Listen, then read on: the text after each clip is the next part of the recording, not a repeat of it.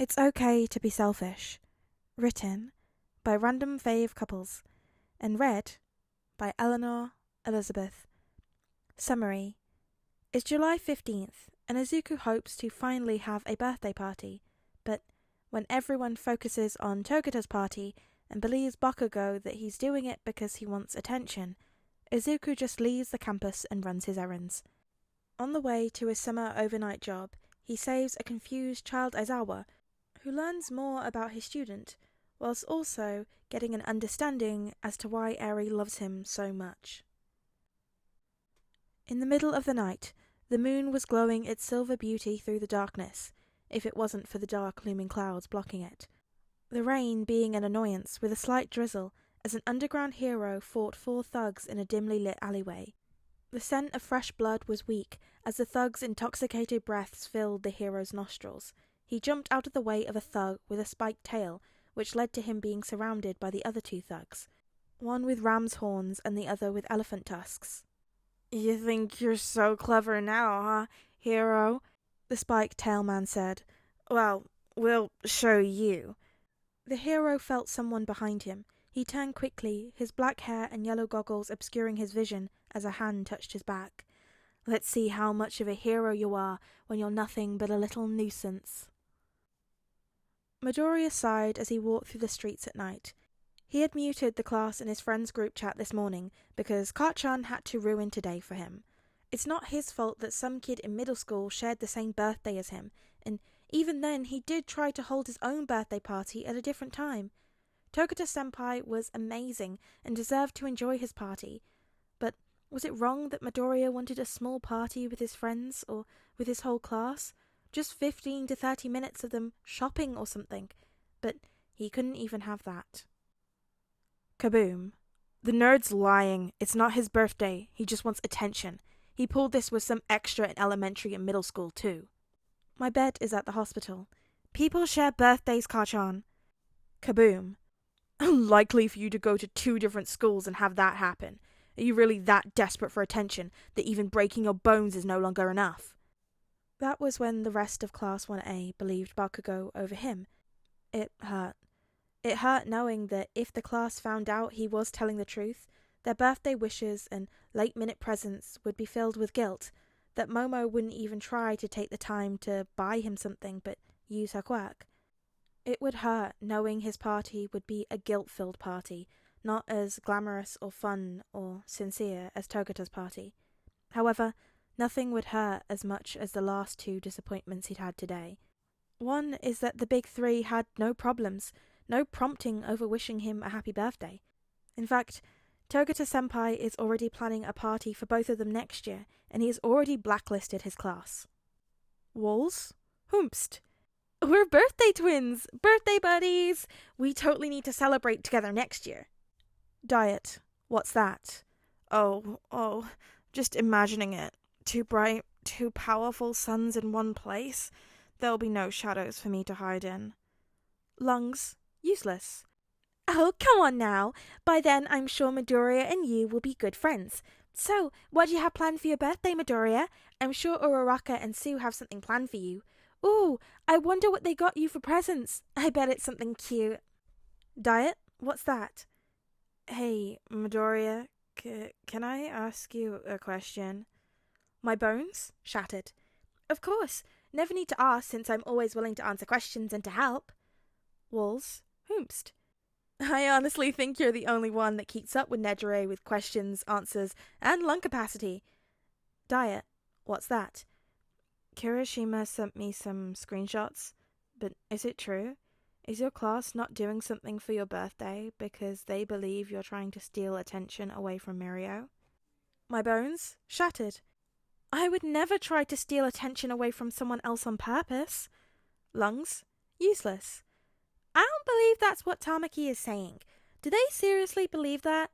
Maybe they're planning you a surprise party and just giving out false signals?" Diet? "What's that?" "No, they're all planning on going to Mirio's party. Has anyone wished you a happy birthday, besides us?" My bones? Shattered. "No, it's just been you 3. Walls? Hoomst. Amajiki? Hando, hold my clothes. My bones shattered. No, it's okay. It's fine. I'm used to being forgotten. But, yeah, I won't be able to go to your party, Togata. I'll make it up to you sometime and give you your gift then. My bones shattered. I just don't want to ruin it by being jealous or anything. Oh, and can you also not tell Eri? She's super proud of the gift she bought for you. My bones shattered. I got to go. Happy birthday again, Togata. My bones shattered is offline. Lungs useless. I call dibs on whoever started the rumor of Midoriya doing it for attention. But also, does the little unicorn not know today is her two top heroes' birthday? Like, isn't Aizawa-sensei his homeroom teacher? Does he believe that birthdays are illogical? Then again, everyone knows Aizawa-sensei is terrible with dates, since he doesn't even remember his own birthday half the time. But Yamada-sensei loves birthdays, and is Aizawa-sensei's birthday reminder? So, does that mean Yamada-sensei forgot?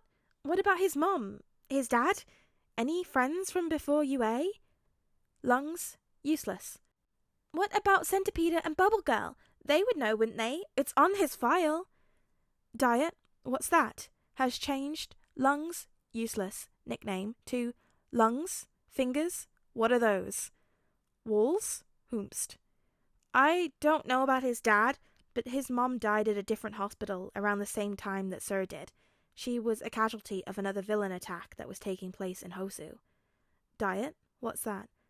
Is it legal to hug the small green sun? Lungs? Fingers? What are those? I'm gonna hug him so hard, Ryukyu won't be able to pry me off in dragon form. Midoriya smiled as he reread the messages between the four of them. It helped ease the pain in his heart, especially since he knows that Eri spent over her allowance to get Togata's gift. He chuckled as he remembered how proud she was when she bought it with him watching. He heard footsteps coming from the alleyway he was passing by, and a small child, just barely older than Eri, ran into his legs. Midoriya bent down on one knee as the child stumbled back from the bump and tried to regain his balance. Oh, hey, are you okay? I'm sorry, I wasn't paying attention, Midoriya said as he started to apologize. The child looked up at Midoriya. Black hair and an off-white scarf rose into the air, eyes flashing red. Aizawa-sensei? Midoriya said in surprise. What happened? The hair and scarf floated back down as the child blinked, the red eyes revealing black eyes as the child stared at Midoriya with a mixture of emotions, wonder, anger, recognition, before turning confusion, familiarity, and then... Where did that brat go? A voice yelled in the alley. He deserves punishment for kicking me in the shins. The eyes showed no fear now, and Child Aizawa ran towards Midoriya's chest. Midoriya held onto Aizawa like he did with Eri. Sorry, Sensei, but I need you to hold on, okay? Midoriya said as he stood up, one hand laying flat against Aizawa's back, the other hand going behind Aizawa's leg, allowing Child Aizawa to look like he was sitting on Midoriya's arm. He felt Aizawa grip onto his shirt as green lightning danced across Midoriya's body as he ran past the alley. He's so warm. Is this what Eri means? Is this why she trusts him so much? Wait, who's Eri? Why did I trust him so fast? I feel like I know him, but he's so much bigger than me. Why do I keep wanting to call him Problem Child when I'm the one who's being a problem? Aizawa thought as he gripped the shirt tighter. He looked up as the drizzle stopped and saw that they had entered an overnight convenience store. I'm sorry, Midoriya said as Aizawa moved to look at Midoriya. My shift starts soon, but it's usually quiet, so you'll be able to stay with me. We can figure out what to do, okay? Have you had anything to eat? Midoriya bent down and sat Aizawa down. How do you know me? Aren't you afraid of me? I can take your quirk away. My memories are being jumbled, Aizawa said. He wrapped his arms around his waist as a loud growl came from his stomach. Midoriya chuckled. That answers one of my questions. Come with me, and I can give you a cupcake to eat. It's not much, but when I do go on break or get off work, I'll buy you something better to eat, Midoriya said, as he walked to the back of the store. Aizawa followed as he noticed the grocery bag and a yellow backpack that he was carrying. I know you because I believe you got hit with a de-aging quirk, but you're my teacher. The de-aging quirk could also explain why your memories are mixing up. They entered the small break room, and Midoriya helped Aizawa sit on one of the chairs. He pulled out a small cupcake with frosting that was ruined. You do scare me, but that's also adult you and not child you. I've grown up without a quirk for most of my life, so it feels refreshing when it gets erased. Besides, your quirk is amazing. Why should I be afraid of you because of your quirk? Aizawa watched Midoriya open the cupcake container and sit with the cupcake in front of Aizawa. If I remember correctly, you're allergic to a medical substance, so a lemon cake is fine for now, right? I know it isn't your preferred flavour, but I hope it will do, Midoriya said. Aizawa nodded and grabbed the cupcake quickly. I'm going to let the person at the counter go home. If you'd like, you can join me behind the counter once you're done eating. There's a little heater there that you can sit by to dry off. I'll go ahead and message Yamada-san. No! Aizawa shouted, his quirk activated. Don't contact him! Midoriya blinked, and Aizawa cancelled his quirk. The child looked down quickly as he tried to hide the tears that were forming in his eyes. He looked up in wonder as he felt a hand ruffle his hair and saw Midoriya smiling at him. I won't contact Yamada-sensei, Midoriya said. We can figure out what to do later, if you wish, okay? It's your choice. I'll be at the counter waiting, okay? Aizawa nodded and watched as Midoriya left the break room, taking a yellow backpack with him. He ate the cupcake as a mixture of his child thoughts and adult thoughts mixed together. The adult wondered why Midoriya didn't have a cupcake that was from Togata's party. Did he even see Midoriya there? Why was Midoriya working an overnight shift? And why did he feel so warm and safe? The child's thoughts were at war, if he could trust Midoriya or not, if Midoriya wants something from him, because no adult has ever been so kind to him since his quirk came in. He threw away the container and slowly walked out of the break room, his eyes tracking all escape routes. Calm down, adult Aizawa thought. We can trust Problem Child. He is one of our students, and has possibly figured out how this quirk works. Aizawa peeked into the store. The drizzle had turned into a downpour, the lights flickering as the wind blew. There were no customers in the store, and Midoriya was behind the counter, scribbling in a notebook, while a bigger textbook sat forgotten off to the side. Aizawa walked over to the counter, and Midoriya looked up with a smile. Hey, how was the cupcake? Midoriya asked.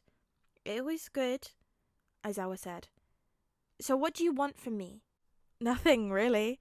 I mean, I wouldn't mind an extension on the Heroic Law summer research project, but I don't really need it. Plus, ultra! Midoriya said. Aizawa stared unimpressed at Midoriya, who chuckled. Anyways, I have some good news. The quirk doesn't last long, so you'll be back to your adult self in the morning. They came in not too long ago, and I might get in trouble for selling them more alcohol, but they were happy to talk about their quirk, Midoriya said. Is there anyone you wish to come pick you up? Oh, you should come sit here by the heater so you won't get sick. You could also try and get some sleep. Aizawa walked behind the counter and stood by the heater. He took a look at the notebook. What are you doing? Midoriya tensed. He looked down at the notebook that had scribbles in the margin over the quirk that affected Aizawa, but it was mostly a budget book, with his day-to-day planned out with every minute accounted for. He had to, in order to work his 2 jobs, get his summer homework done, and continue his training. As for the budget, Midoriya already knew he wasn't going to have electricity for this month, and he was going to have to skip over a few meals. He knows he shouldn't have gotten that cupcake, but he wanted a little treat for himself to celebrate on his birthday, which he never got to experience. But it was okay. Math homework? Midoriya said. Hate math, Aizawa said. I find it to be interesting, but yeah, it's not my favourite subject either, Midoriya said with a laugh. He looked down at Aizawa. Is there anyone who you would like to contact, or did you want to stay here for 9 hours and be bored? I'll stay, Aizawa said. No one will care to pick me up anyway. That's not true, Midoriya said with a sad smile. I would care. You would be the only one. Aizawa-sensei, you have your husband, son, daughter, best friend, the staff at UA, and my whole class who would care, Midoriya thought. The night progressed slowly for Midoriya as he worked on his budgeting while he thought Aizawa was asleep and homework for when he was awake. Adult Aizawa's thoughts were suspicious, because he saw the budgeting and planning when the child hymn peeked in the notebook and asked if he could draw. He heard Midoriya quietly sing the dreaded happy birthday song when the child hymn was falling asleep. The booming clap of thunder woke him back up, and he cursed the child hymn for still having the illogical fear of thunder. "The storm doesn't seem like it will let up in the next 30 minutes, Midoriya said, as they both watched the opening store worker come in, shaking off their umbrella. "Will it be okay if I carry you home?" "What happens if I change back while you're carrying me? Wouldn't it be awkward?" Aizawa said, frowning at the insults and slurs the morning worker was giving to Midoriya under his breath. "Can't be any more awkward than giving All Might a piggyback ride, or moving an old refrigerator filled with trash and All Might sitting on top," Midoriya said with a shrug. "I'll just think of it as training." Aizawa looked back outside. "Will we be going over to your house, or will you drop me off somewhere?" "It would be your choice, Aizawa," Midoriya said. "Why don't you go ahead and find something that you like to eat for breakfast, and I can pay for it before we head out to the designated location." "Okay, but you get something too," Aizawa said. "Oh no, it's okay. I have leftovers at home," Midoriya said. "The food won't be the greatest, but it'll be fine." Aizawa tried to glare at Midoriya, who pushed him gently towards the sandwiches.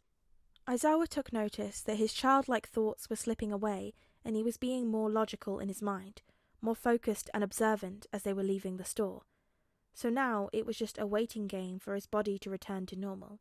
He most definitely will be coming back to this establishment and punching the cashier while reclaiming the money that he triple charged his student.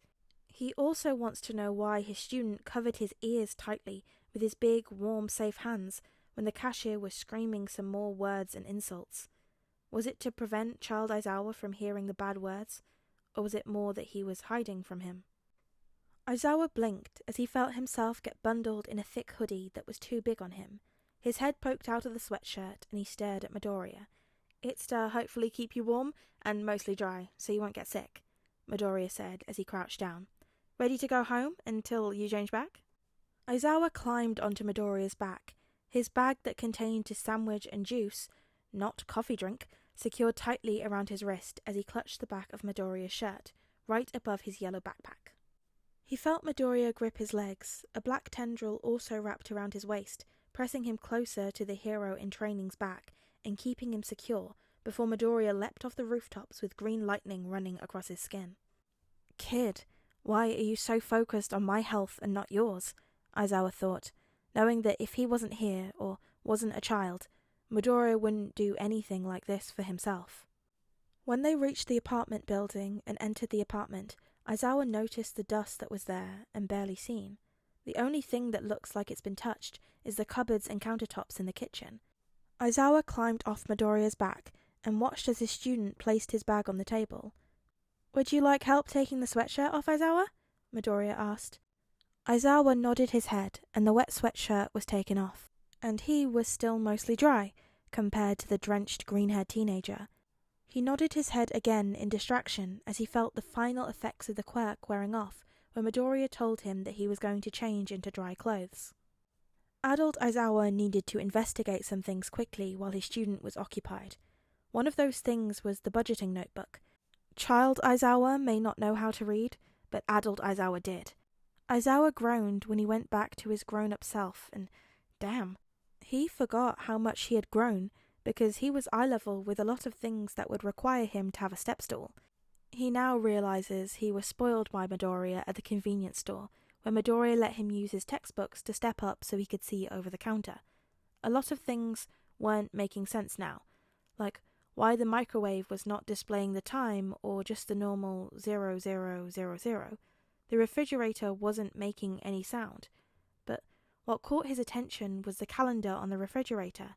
It turned out to be the current month of July, but yesterday's date, the 15th, had Izuku's birthday on it in green pen. Problem Child's birthday was yesterday, the same as Togata's. Eri's two biggest, damn it, Aizawa grumbles. He knows Midoriya was there when Eri spent over her allowance to get Togata's present. After all, Midoriya paid for the remaining balance on it without Eri knowing. Midoriya didn't tell Eri it was also his birthday. That explains the lemon cupcake that Midoriya gave him to eat. Lemon was his favourite flavour, and why Midoriya sadly sang the happy birthday song to himself. It explains so much of Midoriya's behaviour, but wouldn't his mother be here celebrating as well?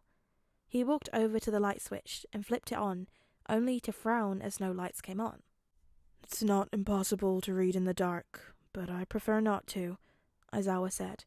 When Midoriya exited out of his room, he wasn't expecting to see his teacher back to normal, or that his teacher was frowning at the notebook that Midoriya knew he didn't leave out in the open. "Sensei, what are you—" "You have some explaining to do. But first, why did you not tell anyone that yesterday was your birthday?"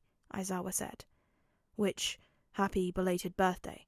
I owe you a lemon cupcake, since I'm guessing that was your treat that you gave me last night." "I did. No, you don't owe me a lemon cupcake. I gave it to you because you were hungry. Why are you looking through my notebook, which I know for a fact was in my bag?" Midoriya said. "Child me and adult me shared experiences, but had different thoughts," Aizawa said, shutting the book. "Child me kept wondering as to why I felt safe in your presence from the moment you first held me, and adult me understood as to what Eri means when she says your hands are warm." Aizawa looked over at Midoriya. "You're eating that sandwich and drinking that juice, because how dare you stop me from getting my coffee?" "And taking a nap," Aizawa said. He held up his hand when Midoriya opened his mouth to protest. "Once you wake up, we're going to discuss what's going to happen next, because this," he holds up the notebook, "shows that you're being double or triple charged for everything, and that you're working 2 jobs for less than federal minimum, in which I'm confused about, so please give me—" "This side of the district knows that I used to be quirkless," Midoriya said. "I'm used to everyone taking advantage of me along with the Aldera school district." "But you have a quirk," Aizawa said. "That I wasn't born with," Midoriya said bluntly. And, Midoriya didn't realize he was that tired to where the filter on his mouth was gone. "We'll look into that statement later, but Midoriya, have you heard about the International Humanity Fairness Act and Hikari's Law?" Aizawa said. Midoriya sat down at the table, and Aizawa nudged the plastic bag closer with a look that read, "Eat." "No, Sensei," Midoriya said. "Drop the sensei," Aizawa said. He held up the book. "Every store that's in here, every place for your bills, every job you've held at a store has not only broken Hikari's law, but also laws that protect human rights. Nezu will be contacted, and, kid, you're gonna be his favorite student." "Huh?" "Nezu has destroyed businesses and school districts before for their discrimination," Aizawa said. "He has never had a chance to destroy half of a town plus a school district before. He's never had to reach out to international human rights before either." "Then would the notebooks my mom had that showed her budgeting in the past and my binders filled with all of my old schoolwork help?" "Kid, those would be a gold mine of evidence." "Okay, I'm gonna sleep now in my fever dream because there's no way that that's true," Midoriya said, laying his head down to sleep. "You didn't even eat, problem child," Aizawa says with a sigh, reaching out as he ran his fingers through Midoriya's hair. He pulled out his phone and growled at the missed calls from Hisashi and Nomuri. He was still mad over their fight. He wasn't in the wrong this time, but Nomuri had taken Hisashi's side, so screw their concerns right now. The many messages from the staff group chat, Nezu, Nomuri, Hitoshi, Hisashi, and All Might. Aizawa raised an eyebrow as All Might was asking for advice because he forgot Midoriya's birthday as well. Did anyone wish the problem child happy birthday? He did message his class group chat because they were about to go searching for him and Midoriya, but he knows he's going to have to backread. Why the hell was Ida trying to scold Midoriya for disappearing and not even showing up for Togata's birthday as attention-seeking and unheroic? Heck, Hisashi has planned Aizawa his own birthday parties, which Aizawa didn't bother going to because of sensory overloads, tough patrols, or just plain tiredness. He held up the phone to his ear as it rang. "Hey, Nezu, you might want to come over to the Midoriya residence. He's got a fun case for you. No, I do not want you to call Hisashi or Nemuri. I'm still mad at them." Aizawa smirked at whatever his boss said. "How about destroying half of Musatafu and, from what I'm guessing, a whole school district?" When Midoriya woke up to see Aizawa with warm food and talking to an excited principal, he wasn't expecting all the changes that would happen in 3 hours. He was going to be in the care of UA, no more working 2 jobs. Nezu was giddy upon the discovery of his analysis books, and is going to help him start his own quirk analysis business for pros at the payment of having Nezu mentor him and becoming an underground hero so UA can have their own quirk counselor on staff once he graduates. Aizawa was let in on All for One's secret in history. Gran Torino gave Nezu permission because he knows Nana would want that, and Midoriya may have cried onto Aizawa's chest over everything. "Do you still want that extension, kid?" Aizawa said as they walked to UA. "You will be busy now throughout the summer with court trials and everything."